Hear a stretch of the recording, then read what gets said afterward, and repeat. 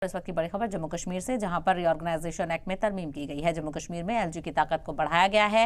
Act में तरमीम करते हुए वजारत दाखिला ने एलजी को मजीद ताकत फराहम कर दी है। तो असेंबली तश्कील के बाद भी अब जो इख्तियार है पुलिस एसीबी पब्लिक सर्विस पर, वो एलजी के पास ही रहेंगे और हतमी फैसला एलजी की इजाजत से ही लेना होगा। ट्रांसफर से लेकर पोस्टिंग तक के मामलों के लिए भी एलजी से ही मंजूरी जरूरी होगी।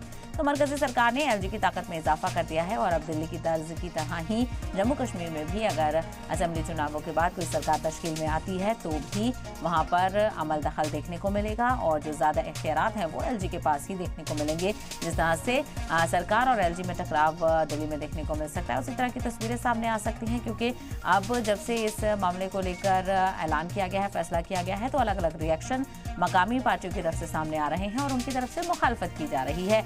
उनका कहना है कि असेंबली चुनाव कराने से फिर कोई फायदा ही नहीं होगा जब सारी ताकतें एलजी के पास होगी, जो कि कहीं ना कहीं जिनका जो कनेक्शन है वो मरकजी सरकार से रहता है। तो जम्मू कश्मीर रीऑर्गेनाइजेशन एक्ट 2019 की दफा 55 के तहत तरमीम करते हुए ज़ाब्तों को नोटिफाई कर दिया गया है और इस तरमीम के मुताबिक पुलिस और एसीबी से लेकर जो एडमिनिस्ट्रेटिव सर्विसेज हैं उनमें अफसरों की पोस्टिंग और ट्रांसफ़र से लेकर सारी चीज़ों के लिए जो परमिशन है वो एलजी से लेनी होगी और कोई भी तजवीज़ तब तक कबूल नहीं की जाएगी जब तक एलजी उसकी इजाज़त नहीं देते थे, जब तक उसे चीफ सेक्रेटरी के जरिए से एलजी के सामने नहीं रखा जाता है।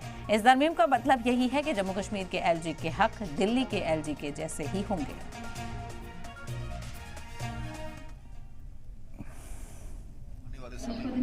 जो विधानसभा के इलेक्शन है उसके मद्देनजर जो लेफ्टिनेंट गवर्नर की पावर को इन्हांस किया गया है।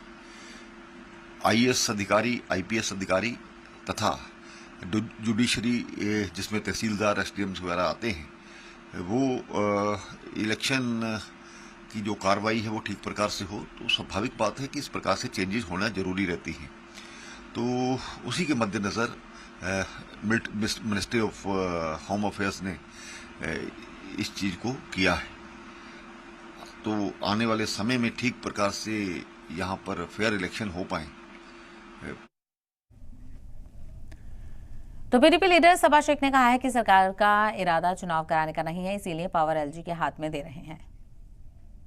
जी बिल्कुल, वो चाहते नहीं है कि यहाँ पे इलेक्शंस हो, ऐसा सेंटर का मूड नहीं दिख रहा है, क्योंकि ऑर्डर पे ऑर्डर इशू हो रहे हैं। एलजी साहब को बहुत ज़्यादा एम्पावर किया जा रहा है, तो सेंटर का कोई मूड नहीं है फिलहाल यहाँ असेंबली इलेक्शंस करने का। बाकी छोटे इलेक्शंस के बारे में कुछ कह नहीं सकते हैं कि उस पर भी क्या डिसीजन होगा, वो आने वाले दिनों में उस पर थोड़ी सी क्लैरिटी आएगी। आफ्टर 15 अगस्त में भी क्या डिसीजंस होंगे, पर यहाँ के लोगों को डिसएम्पावर करके रखा गया है।